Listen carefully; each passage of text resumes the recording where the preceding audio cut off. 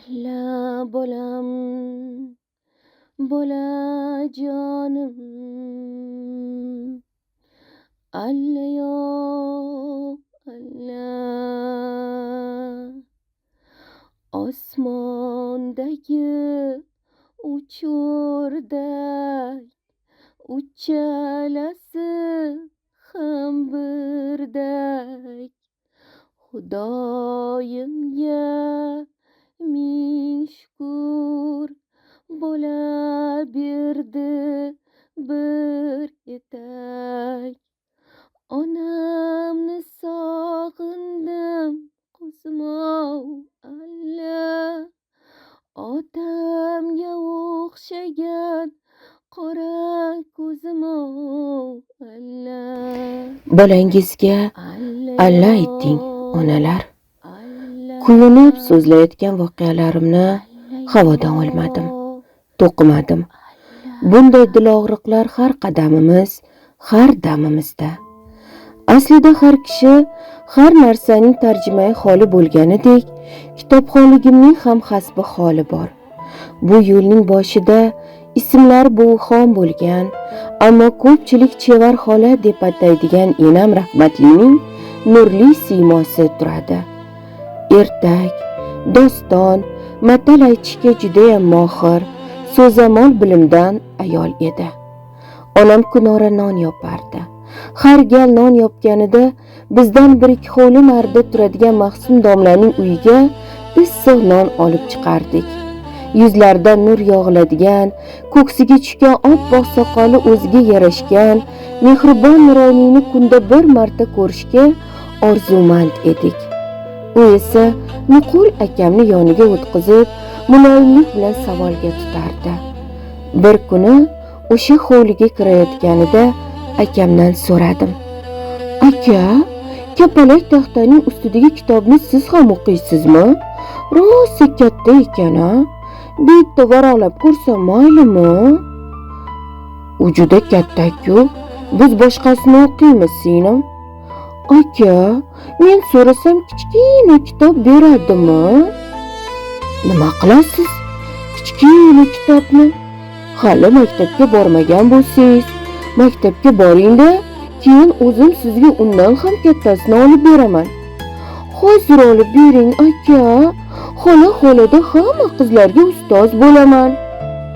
Xo'p, singlim, ertaga o'zim kitob, siyoh, ruchka ham olib kelib beraman. Baho qo'yishni o'rganib olsangiz bo'ldi. Mahalladagi hamma bolalarga muallima bo'lasiz. Ostona yonida tuguncha ko'tarib turganimizga ko'zi tushgan ustoz ochiq chehra bilan yoniga chorlardi. Qani, o'tiringlarchi. Abduhakimning tilab olgan qizi bir qo'rg'on aka-ukalarning orasida erkalanib yurib, nimalarni o'rganyapti ekan-a? Qizimga men bir nimalar olib qo'yganman. Qani, yaqinroq kelingchi. Abdulhamid, muallim ayangizni chaqiring. Hovliga chiqqandi. Akam chiqib ketgach, shoshib kapalak taxta ustida ochiq turgan katta kitobga ishora qilib, "Bobo, kitobingizni bir ishlasam maylimi?" dedim. "Mayli bolam, mayli", dedi. Bu duogo'y, fozil inson taniqli sharqshunos olim Mahmud Hasaniyning otasi. Umrining so'ngigacha odamlarni komillik va ezgulikka yetaklagan, arab, fors va turkiy tillarda asarlar yozgan Mahdum Vosili edi. Bu tabarruk kitobni har kimga ham ushlatmaymiz, ammo yosh bola farishtaday bo'ladi. Mana, yaqin kelib ko'ring. Muallima aya uyga kirganda to'rida o'tirib bemalol kitob varaqlardim.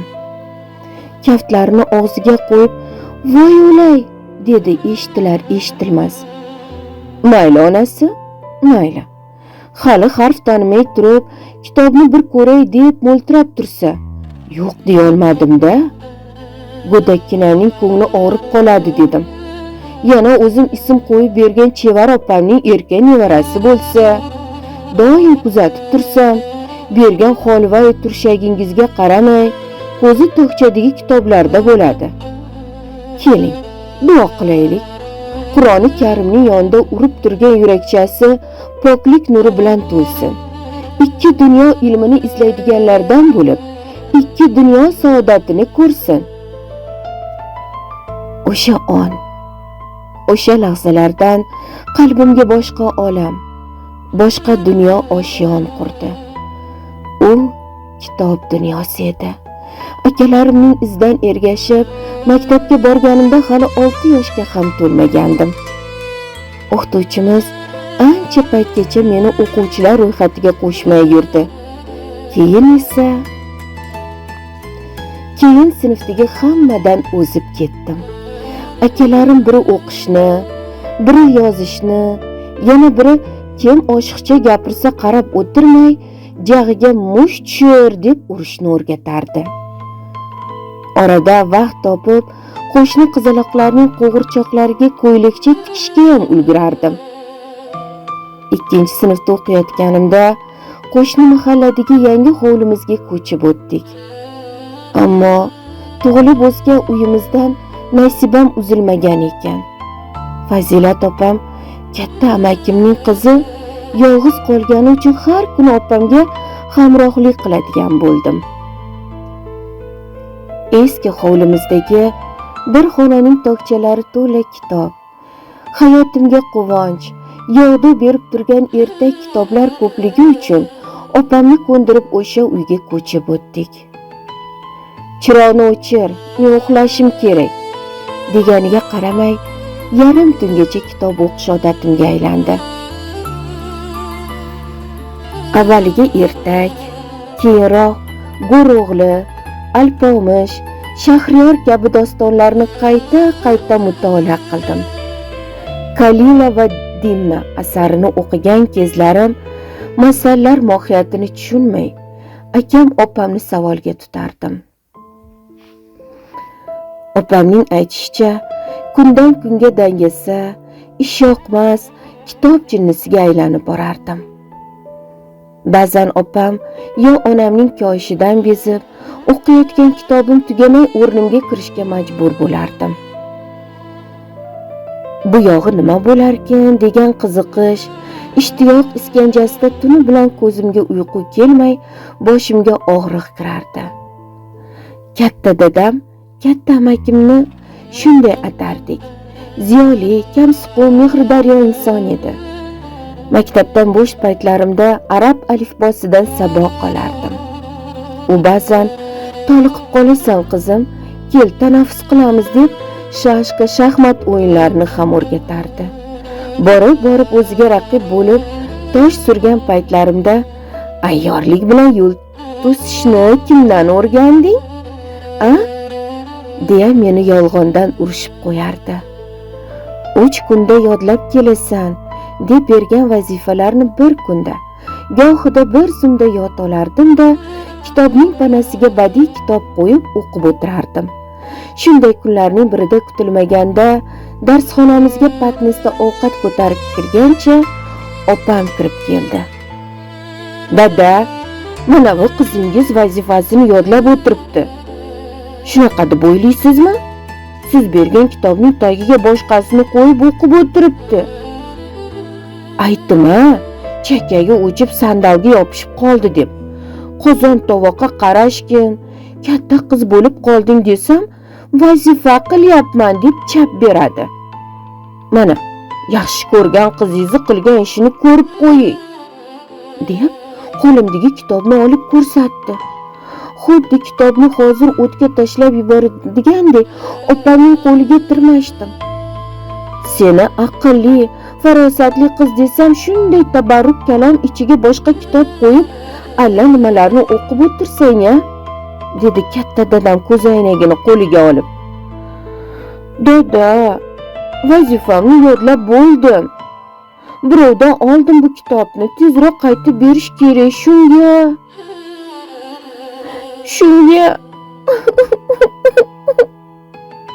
dedim yig'idan arang o'zimni tiyib.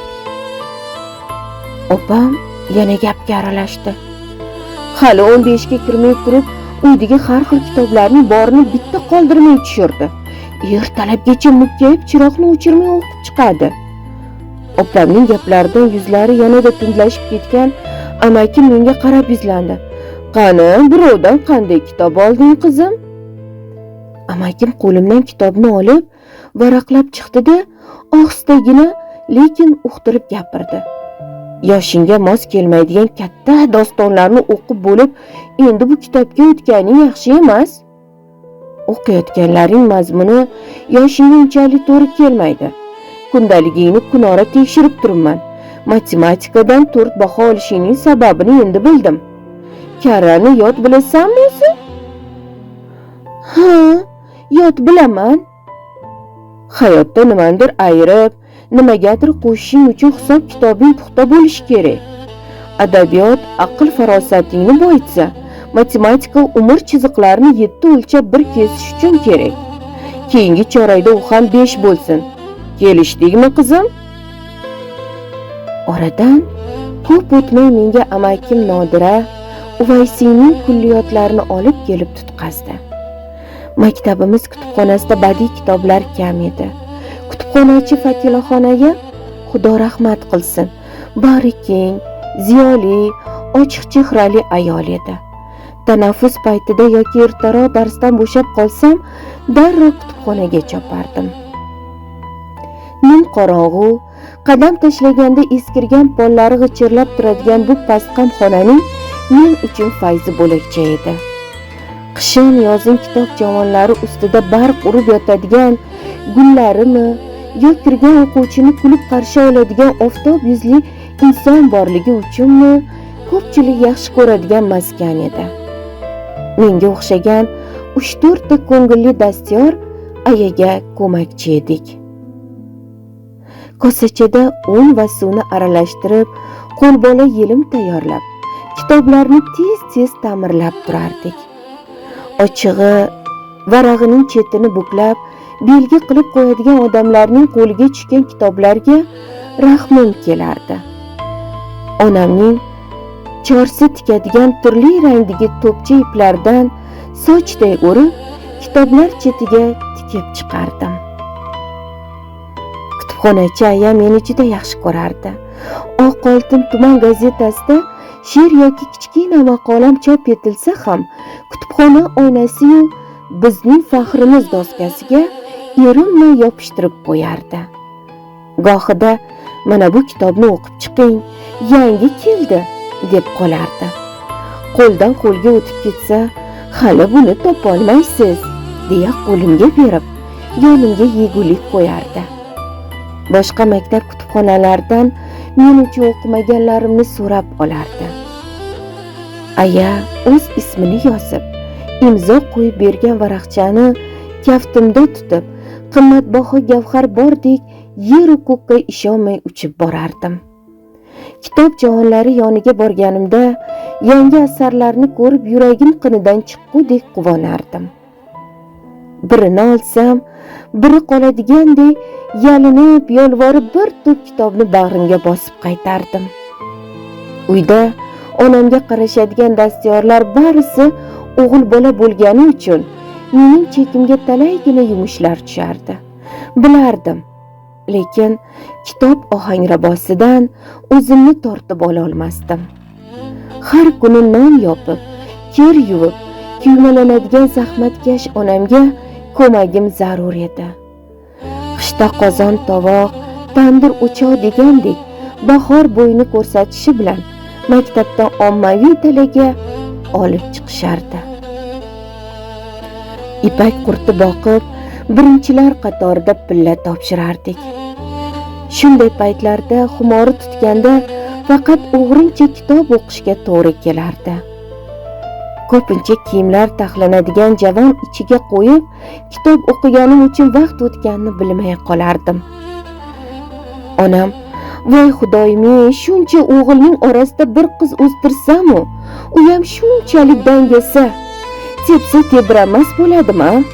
Bitta o'zim yarim soatda yuvib quritgan kirlarimni yarim kun taxlaganiga kuyaman-da", deb yozg'irib ham qolardi. bitiruvchi sinfda o'qib yurgan paytimiz edi. Muxtasar ismli yaqin dugonam kitob olib keldi. Talaba opasiniki ekan. Opam mazasi bo'lmay o'qishdan bir haftaga ruxsat olib kelgan. Agar 3 kunda o'qib bersang, tashlab ketaman, dedi. Kitobni ko'z-ko'zlab menga. Dugonamning dadasi ona tili va adabiyot o'qituvchisi bo'lgani uchun ularning uyida kitob ko'p edi. O'tgan kunlar, Mehrobdan chayon, Graf Monte Cristo, Oltin zanglamas, Muqaddas singari kitoblarni ham dugonamdan olib o'qiganman. Ta'rifini eshitib, topolmay yurgan kezlarim uning qo'lidagi kitobga ko'zim tushib, suyunib ketdim.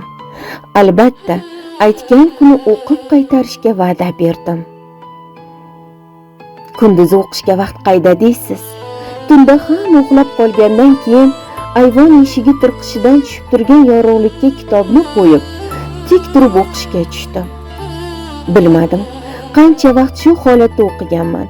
Yonimga kelgan onamni ko'rmay qolibman. Ertalab bir kunni boy berganimdan ko'nglim g'ashlanib maktabga bordim. Oxirgi partada o'tiradigan bir sinfdoshim bilan o'rnimni alishib, kitob o'qishga tushdim. Fizika darsi edi. O'qituvchimiz Mirza Mahmud Xolmatov adabiyotga ko'ngli oshifta inson edi. Har bir gapini qofiyali qilib gapirar, har darsda Navoiy, Boburdan g'azal o'qib, hammamizni lol qoldirardi. Xullas, o'sha kuni o'qituvchim ro'paramga kelib qolganini, tomoq qirib xabar bergan dugonalarimni ham sezmay qolibman. Qaranglar o'quvchilar, Munavvarxon Toshpo'latovaning kitobi g'aroyib ekan. 2 qavatli kitob yoki 2 qat kitob. Sinfda kulgi ko'tarildi. Uyalib, alam qilgandan yig'lab yubordim. Lekin na muallimimning hazil aralash qilgan izzasi, na sinfdoshlarimning kulgisi mutolaaga bo'lgan ishtiyoqimga soya sola olmadi. O'sha kuni tunda kitobni o'qib tugatishga o'zimga va'da berdim. Hayhotdek hovli etagidagi anorzorning o'rtasiga eski ko'rpacha to'shab, joy hozirladim. Aslida qorong'ulikdan juda qo'rqardim. Hamma uxlab bo'lganiga ishonch hosil qilib, anorzordagi darsxonamda sham yoqib, kitob o'qiy boshladim.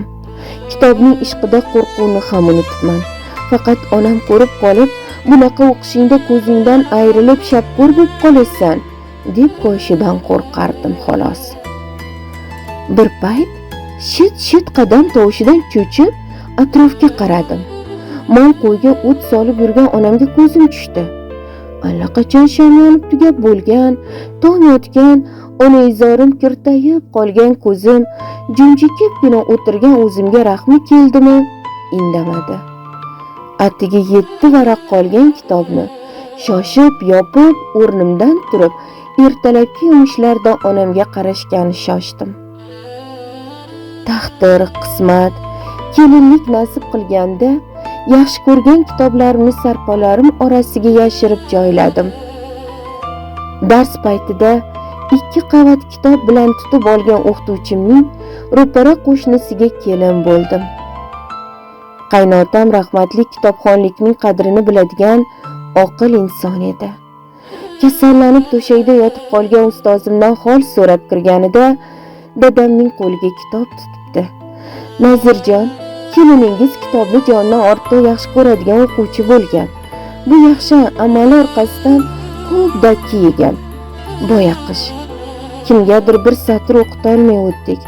Kimdir o'qisa ermak qilib ko'zining yoshini to'kdik. Menga mana shu kitobni juda ulug' inson sovg'a qilgan edi. Buni men Munavvarxonga tuhfa qilmoqchiman. Uyimdagi kitob javonimda kitoblarim juda ko'p. Ayangizga, bolalarga tayinlab qo'yaman. Mendan keyin ham hamisha eshigim ochiq. Xohlaganini tanlab olsin, o'qisin, o'qitsin, ilmi orqasidan qadr topadi inshaalloh. Men ustozim tuhfa qilgan charim jildli o'zbek shoiralari kitobini, Umar Xayyom, Yassaviy hikmatlarini qo'limga olgach, ko'zlarimga yosh keldi. Bu bolaligimning shirin yodi. O'sha davrning ko'p bolalari kitobga do'st bo'lgan. Zahmat ichida o'sib ulg'aysak ham mutolaadan uzilmaganmiz. Gazeta, jurnallar kelgan kun uyimiz adabiyot kuni bo'lardi. Sigir boqqani ketayotgan akalarimning chit matodan tikilgan jild xaltasida bir burda non, albatta bitta badiiy kitob bo'lardi.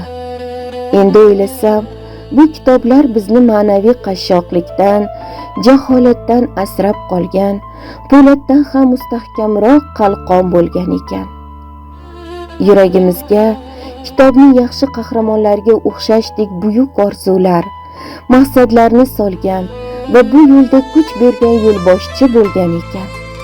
Qalbimizda sog'inch, sevinch tuyg'ularini uyg'otgan olam ichidagi yana bir sehrli olam bo'lgan ekanki, bizning avlod o'z fikriga ega, fikrini himoya qila oladigan, kerak bo'lsa kurashga kirishga yurak sinadigan insonlar bo'lib ulg'aydik. Hammamiz bo'lmasa-da, aksariyat tengdoshlarimiz haqida shu fikrni ayta olaman. Bularimiz, onalarimizni kuzatganimiz ko'zlarimiz, ko'ngillarimizda qolgani ham biz uchun yana bir tarbiya vositasi edi. Onam ukalarimga alla aytganida ko'pincha ko'zida yosh ko'rardim. Bu qo'shiq boshqa qishloqdan kelin bo'lib tushgan onamning dardu sog'inchi, nolalari ekan. Keyin bilsam.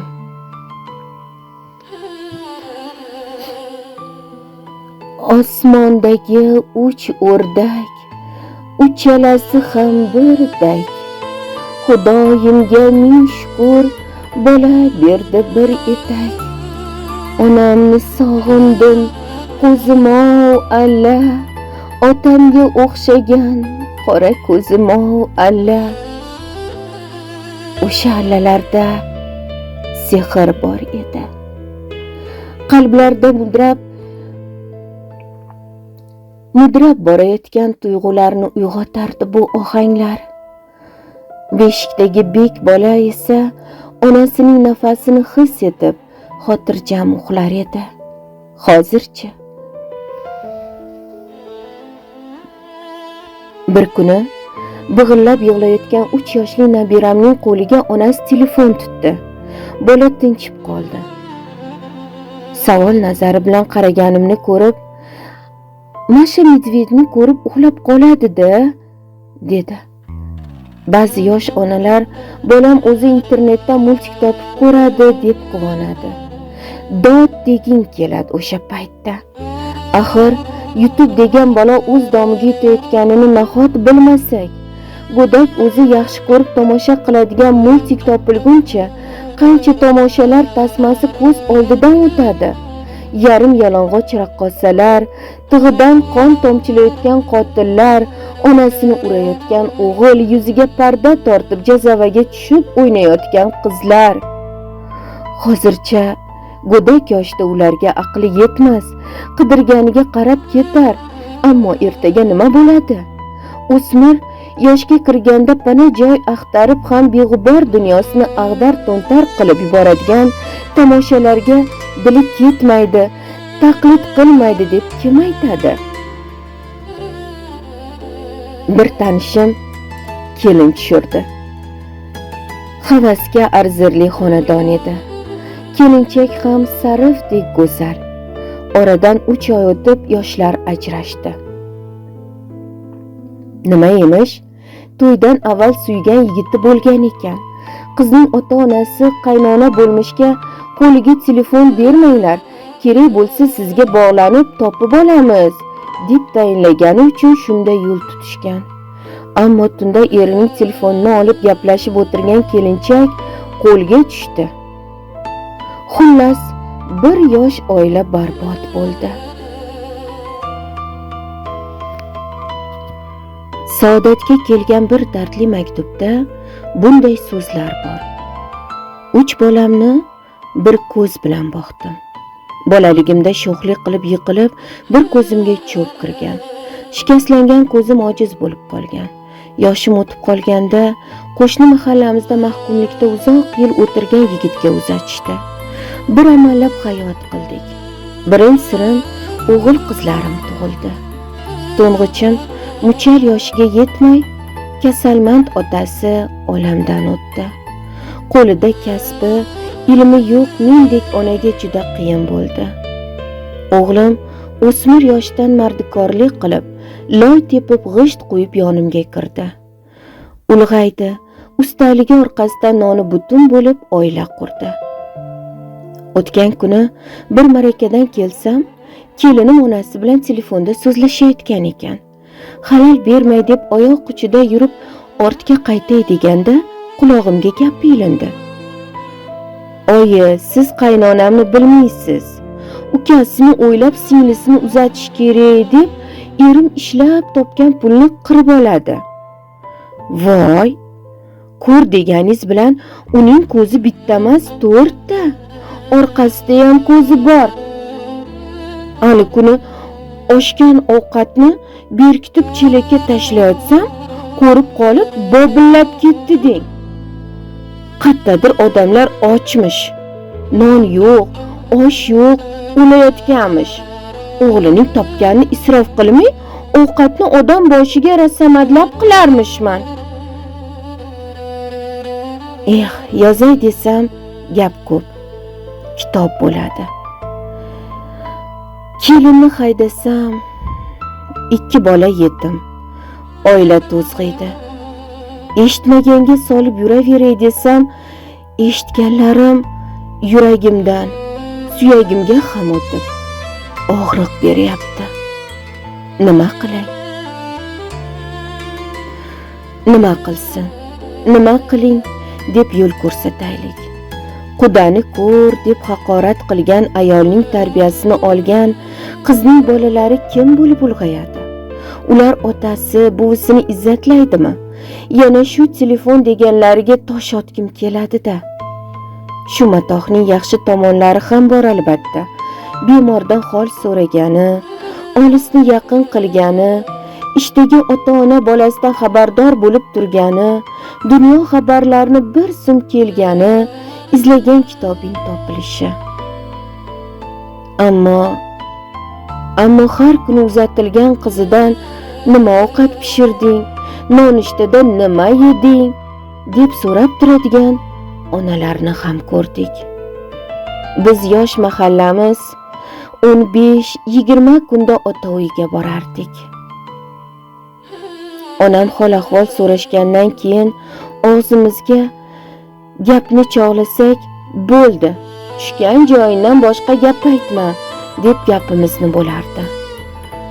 Avvallari mahalla ko'y, yaqin qarindoshda marosim bo'lsa, xonadon egasi ostona xatlab kelib to'yga aytardi. Odamning yuzi issiqda, munkilab qolgan nuroniy ham uyalgandan to'yga borardi. Keyinroq bu vazifani ado etish taklifnoma degan bir parcha qog'ozning zimmasiga tushdi. Hozir esa davringdan aylanay, sim qoqib to'yga deydigan bo'lishgan. Yoki bunga ham erinadiganlar bitta SMS yozib, Telegramdan tarqatib yuboradi. Bir onaxon suhbat payti yozg'irib qoldi. Tavba, 4 o'g'limni 4 tomonga uyli joyli qilib chiqarganmiz. Aqli tinib har juma kuni meni yo'qlab keladigan bo'lgan. Ming shukr. Ammo shu telefon o'lgur kundoshimda kelib duo qilingandan keyin yon boshiga yostiq tirashib, qo'lidagi matohni tutishga tushib ketishadi. Og'zilariga qarab mung'ayib o'tiraveraman. Ana kuni katta o'g'lim ko'zi telefonda. Piyolaga quyilgan choyni ichish o'rniga bir piyola murabboni simirdi. Keyin qand kasalim bor-ku, shu qiyomni yonimga kim qo'ydi deb o'dag'aylab xafa bo'lib ketdi. O'tishsin shu savilga. Onani bolaga, bolani onaga zor qildi, deydi onaizor. Rost ham shu. Avvallari 2 yoshga kirgan bolaning tili biyron bo'lardi. Hozir 4-5 yoshda ham ayrim bolalar chala yarim gapirishadi. Nima deyayotganini tushunishmaydi. Nima deyayotganini tushunmaysiz ham. Onasi xursand ham bo'ladi. Bolam telefonda ruscha multiklarni ko'radi-da, shunga tili aralash bo'ldi. Yo'q. Aralash bo'lmasin. O'zimizning bolamiz bo'lsin. Millat chirog'ini yoqadigan sof o'zbaki so'zi, ko'zi bo'lsin. Til bilsin, yurt kezsin, ammo yuragi o'zbekcha ursin. Tilagi o'zbekcha bo'lsin. O'sha dunyolarning har bir uchidan, har bir burchidan, har bir burchagidan kelayotgan noqis xabarlarni ko'rguncha Imom Buxoriyning onasi haqidagi bitiklarni o'qisin. Ibn Sino tabobat kuyunib so'zlayotgan voqealarimni havodan olmadim, to'qimadim. Bunday dilog'riqlar har qadamimiz, har damimizda. Telefon tutkilab o'tirib bir noma'qul o'yinga ishqiboz bo'lgan yigit ota hovlisini sotibdi. 3 bolasi bilan ijara yurgan ona ko'cha supurib halol rizq topayotgan ekan. Otasidan meros bo'lgan, qulog'imdagi ziragimga xaridor topib kelgan o'g'limning ko'zida nadomat ko'rmadim. Yumshoq gapirdim, insofga chaqirdim.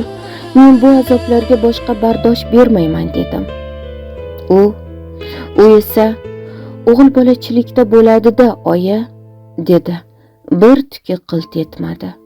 Ko'zlari sopolga o'xshab qotib qolgandek ko'rindi menga.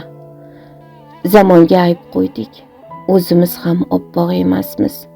Bolamning beshigini tebratib o'tirib, qo'shiq aytayotganimni eshitgan qaynonamning aytgan gapi hali ham qulog'im ostida jaranglaydi.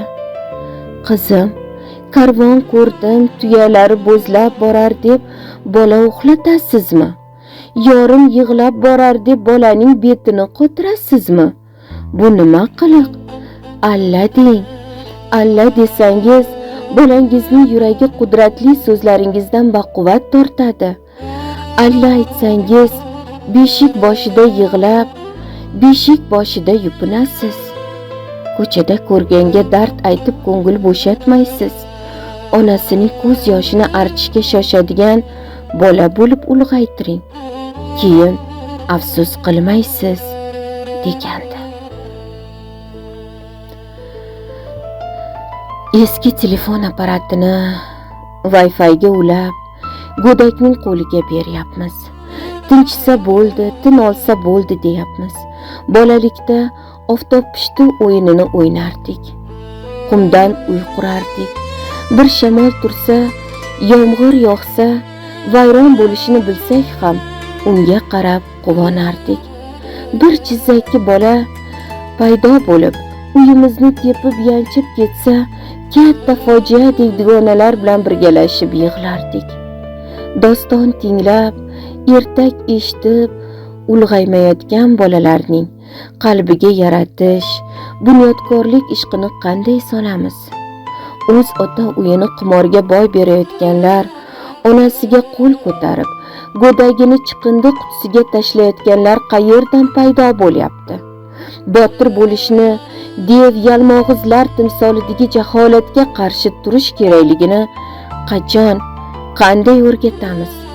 Dilbandlarimiz mehrsiz, jizzaki, johil bo'lmasligi uchun bag'ringizga mahkam bosib alla ayting onalar. Bolangizga alla ayting. Alla bolam, bolajonim, alla alla osmondagi uchurday uchalasi ham birday. Xudoyimga ming shukr, bola berdi bir etak. Onamni sog'indim, qizim-ov, alla. otamga o'xshagan qora ko'zim alla allayo allayo alla.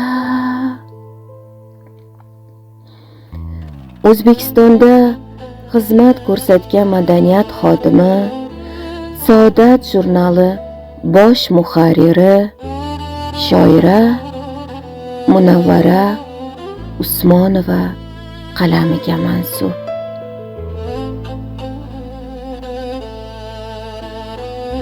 Aktrisa va rejissyor Nasibaxonim Ismoilova ijrosida o'qildi.